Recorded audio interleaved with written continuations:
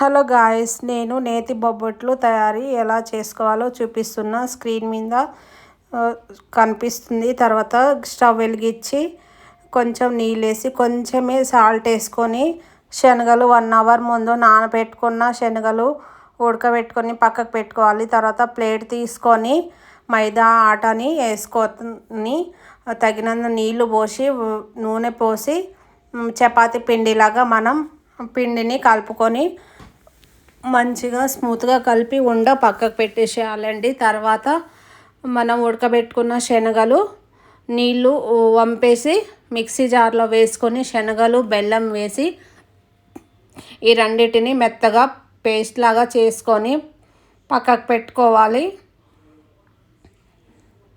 Paste అయిపోయింది. తర్వాత మనం మైదా ఆట తీసుకొని ఆట చపాతీ పిండిలాగా చేసి ఈ మనం పేస్ట్ చేసుకున్న బెల్లము శనగలది వేసి చపాతీలో లాగా చేసి బొబ్బట్లు చేసుకోవాలి.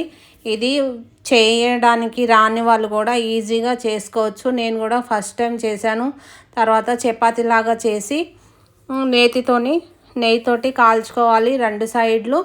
అలా కాల్చిన తర్వాత ఎంతో టేస్టీగా కమ్మనైన నేతి బొబ్బట్లు రెడీ అయిపోతుందండి. నేను 4 అంటే 4 చేశాను. ఆ తర్వాత మనం కొంచెం మందంగా చపాతీ చేసుకొని మనం శనగలది బెల్లం 2 పేస్ట్ చేసుకున్నాం కదా, ఆ చపాతీ దాంట్లో మధ్యలో వేసేసి మొత్తం కప్పేసి మంచిగా కవర్కి నెయ్యి రాసుకొని చపాతీలాగా మంచిగా రౌండ్గా ఒత్తుకోవాలండి. అలా చేసుకున్న తర్వాత యాస్టీస్గా పెంకు మీద స్టవ్ వెలిగించి చపాతీ కాల్చినట్టు నేతి బొబ్బట్లు 2 సైడ్లు గోల్డెన్ బ్రౌన్ లాగా మనం కాల్చుకోవాలి. ఎంతో కమ్మనైన నేతి బొబ్బట్లు రెడీ అయిపోతుంది.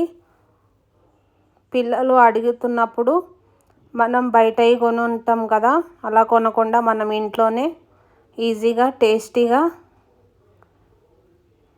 నేతి బొబ్బట్లు మనమే చేసుకోవచ్చండి.